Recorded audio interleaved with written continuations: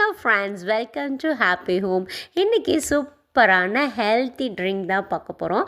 என்னதுன்னு பார்க்கலாங்களா? பாதாம் பவுடர் தாங்க. ஸோ இதுக்கு வந்து 1/2 kg நான் வந்து பாதாம் எடுத்திருக்கேன்.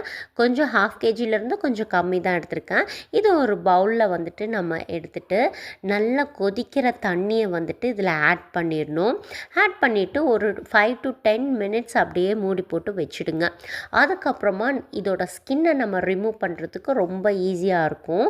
வெறும் அதோட பாதாமோட பருப்பு மட்டும் எடுத்துக்கலாம். ஸோ இது பாருங்கள், இப்படி வச்சு ரெண்டு நம்ம ஃபிங்கர் வச்சு ப்ரெஸ் பண்ணாலே போதும், அந்த ஸ்கின் வந்து வெளியில் வந்துடும்.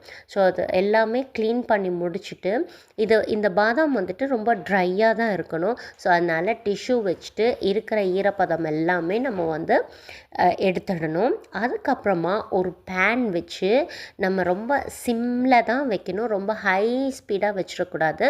சிம்மில் வச்சுட்டு ஒரு பேன் வச்சு அந்த பாதாமை வந்துட்டு ஆட் பண்ணி நல்லா ரோஸ்ட் பண்ணிவிடுங்க. அதாவது கறியை விட்டுறக்கூடாது. நல்ல அந்த ப்ரௌனிஷ் கலர் வரும்போது பாருங்கள், இந்த மாதிரி வரும்போது நம்ம வந்து ஆஃப் பண்ணிடணும். அதுக்கப்புறமா நல்ல ட்ரையான மிக்சியில் நம்ம வந்துட்டு ஜாரில் ஆட் பண்ணிக்கணும்.